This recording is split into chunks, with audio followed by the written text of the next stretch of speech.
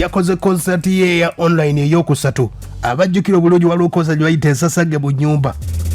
yali ya mwezi gwa kutaano ga 12 waliwo gye bayita freedom show yali ya online nga 28 Juli 2020 concert gye yazzeemu olunaku lwajjo yabadde eri mu Uganda nga bannaffe aba Nup babadde balina enteekateeka ng'omukulu Bobi Wine yabategeezako yabadde alina okugenda e Boston ne basobola okuba teyafunamu obuzibuzi mu ntambula ye olw'embeera nti yali agenzeeko South Africa ate okugenda mwezi ensi ze bateekako red mark ku bintu bya COVID-19 olina okugenda mu karantini nnaku 14 ate akadde ke yagenderamu ate nga olukuŋŋaana ono lwali lwakubeerayo over the weekend era lwawedde mu nteekateeka eyo olukuŋŋaana lwabadde lwa nnaku 3 era nga lwabadde lwa bannaffe aba Nup babadde mu Boston mu America era nga balukoze mbawagizi ba Nup mu America ne mu Canada nga bakola okuba ate bakola emisingi egy'enjawulo okuba ate nga bongeza obuwagizi bwabwe mu Uganda ne wabweru era bano basobodde okuba ate bakakasiza nti balinawo chapters oba ebitundutundu mwe beegattira chapters 47 awo abakulu abo era mu kumaliriza retreat yabo oba olukuŋŋaana lwabwe Bobi Wine yasobodde okuba ate nga akuba concert ye era nga concert ye yagikoledde Kamwokya mu studio ya Muganda gwe bamuyita Dax Vibes. Dax Vibes ono ye muto wa Bobi Wine mwawulyako emboozi nti omukulu Dax Vibes avudde mu Firebase biki n'agamba nti atandise bandi ye omukulu ono mwanabulezi Dax Vibes yasobola okuba nga atandika gye bayita Vibrations eri Kamwokya era nga recording studio eyamba ku bayimbi okurecordinga abakuba live era nga live eyo yasobodde okuba ate ng'ebeera olw'embeera nti Bobi Wine teyasobola kuba ate ng'agenda mu Boston kikubira eri live kati no bakikubidde Kamwokya ne basobola okuba ate nga bakiweereza ku mitimbagano ne sobola okuba ate nga kyatambudde bulungi nnyo era embeera nga yasobodde okuba ate ng'etambula ffe twabaddewo nga tukiraba. To monitor you, to minister to you through music this evening, ladies and gentlemen. We always want to find various ways delivering the message and make sure it reaches home, because communicate is all we can do now. The more we awaken our people, the stronger we become. Ye mukulu oyo bwe yabadde bw'atyo mpola era nga live yagikubye okuva e Kamwokya yebaza bonna ababaddeko abasobola okuba tebamuyambyeko yakubye n'Nubyali era nga yatandisizza obuyimba yatandisa akayimba ke bayita Freedom n'asembya akayimba ke bayita Akatengo Bobi Wine ng'ayimba. Ladies and gentlemen, we're communicating to you. Muwachi mulozi. Ladies and gentlemen, we're communicating to you straight from Kamwokya, from the Vibration Studios. Big up the team, big up Dax Vibes and all the team over here. So, blessed love. We are sad that we are not able to be with you in person, but I mean, the Almighty know better. But sooner or later we'll be together and we'll be having a very positive time. But in the meantime, enjoy the vibe. Dance! It's really been a pleasure being part of this conference, ending it together in a light mood, ladies and gentlemen. But the fight is still so hard ahead of us. Mandela one time said, you climb a hill and reach the hilltop only to realize that there's an even bigger part of it to climb. So we have to keep going, keep strong, keep motivating one another. To monitor you, yembeera bwesobodde okuba ate nga yatambudde yabikoze live obabadde wali Kamwokya nga bwekutegeeza Vibrations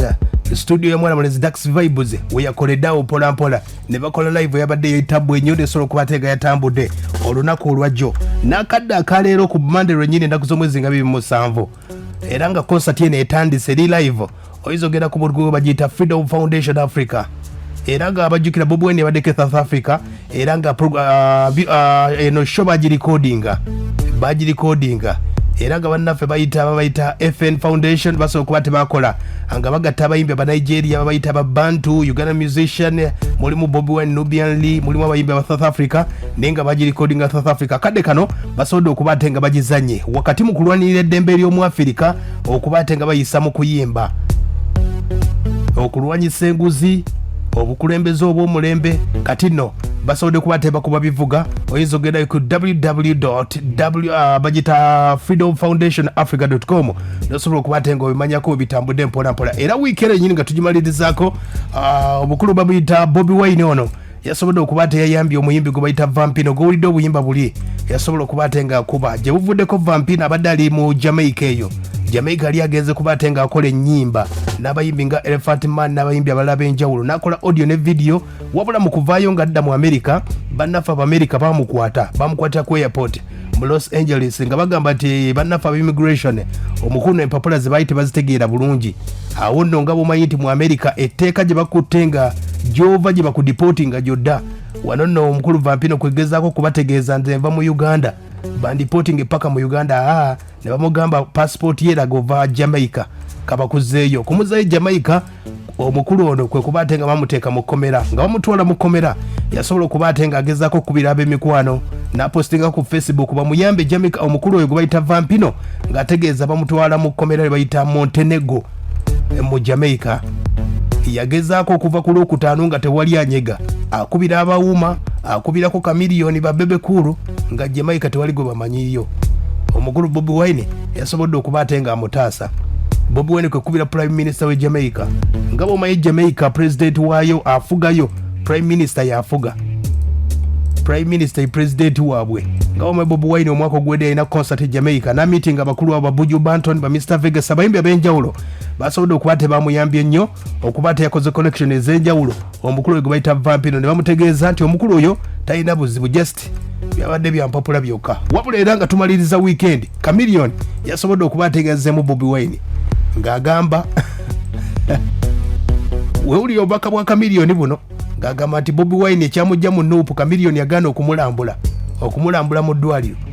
ate nga Chameleon yali akoze kabadike okulaga nti mulwadde ng'ayagala gezesa Abannayuganda oba bakyamwagala wulira obubaka bwa Chameleon lekera politicize buli kimu kati ate nga mwagala tubeere bbeya twogere amazima nga tulina okubeera mwe kenyini mwalaba ngangezako kwegatta ku kibiina kya NUP bigendererwa by'abantu mwabimanya byonna ne tukogenda nga ku geeti nga tutuukayo ne batugalira ne tutuuka okubeera nti tugezaako nitutandika okubeera nga abeesibako nekirabika nga struggle eyaabwe bo nga bo kyenkugambye nga natandika interview nti ye kenyini principal yabaga nti bitaana makulu tobyaki kiki ennyo kankubuliriza ekintu eki omukulu we kenyini principal bamuleetera Amadka lwaki naye temwanonyereza wa yonna gye yava balese Amadka mwe kenyini mulaba nga gavumenti egikuta egibanja miliyoni 317 something like that president w'eggwanga kenyini n'amukwatibwa ekisa n'amuddiza emmotoka ye kati iyo waliwo enkolagano batewali bagambye president Museveni yakeyabukiriza gani mmotoka gimuddize balina okuba walinawo communication yaliwo with somebody somewhere abantu bakulembeza mbu yalinga langi ye yalinga erinnya lye kakati eggwanga mugenda livuga mutya nga muyina emitima egiringa egya eye for an eye Bobi Wine bwe nalwala tejja nakunkyalirako yadde okumpeeza kamesagi nga kyaliwe you know what I mean obugyeko bino ebya principal is a very good leader that is okay no doubt about that naye mukwano kati gumukwano style ki bebe ku musajja watu birthday yange tu kakati nze lwaki neesiba ku muntu atandiiko